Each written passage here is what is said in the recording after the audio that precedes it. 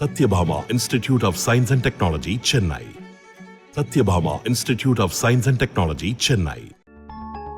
திண்டுக்கல் மாவட்டம் ரெட்டியார்சத்திரம் அருகே புதுச்சத்திரத்தைச் சேர்ந்த மணிகண்டன் என்பவர் அதே ஊரைச் சேர்ந்த தேன்மொழி என்பவரை கடந்த 6 வருடங்களாக காதலித்து வந்துள்ளார். இந்நிலையில் கடந்த 2020ஆம் ஆண்டு தேன்மொழிக்கு கோவையைச் சேர்ந்த முரளி என்பவருடன் பெற்றோர் கட்டாயப்படுத்தி திருமணம் செய்து வைத்துள்ளனர். திருமணத்துக்கு பிறகு தேன்மொழி என்பவர் முரளியுடன் கோவையில் வசித்தார். திருமணத்திற்கு பின்பும் தேன்மொழியும் மணிகண்டனும் பழகி வந்துள்ளனர். தேன்மொழி அடிக்கடி மணிகண்டனுடன் தொலைபேசியில் பேசி வந்துள்ளார். இந்த விவகாரம் தெரிந்த முரளி மனைவியை கண்டித்துள்ளார்.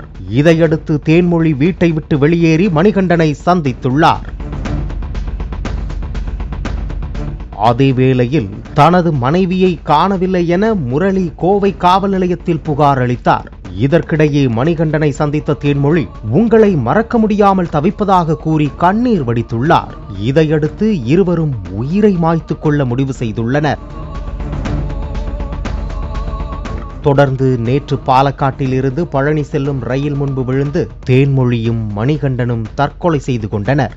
தகவல் அறிந்த பழனி ரயில்வே போலீசார் இருவரின் உடல்களை கைப்பற்றி பிரேத பரிசோதனைக்காக திண்டுக்கல் அரசு தலைமை மருத்துவமனைக்கு அனுப்பி வைத்தனர். இது குறித்து பழனி ரயில்வே போலீசார் வழக்கு பதிவு செய்து விசாரணை நடத்தி வருகின்றனர்.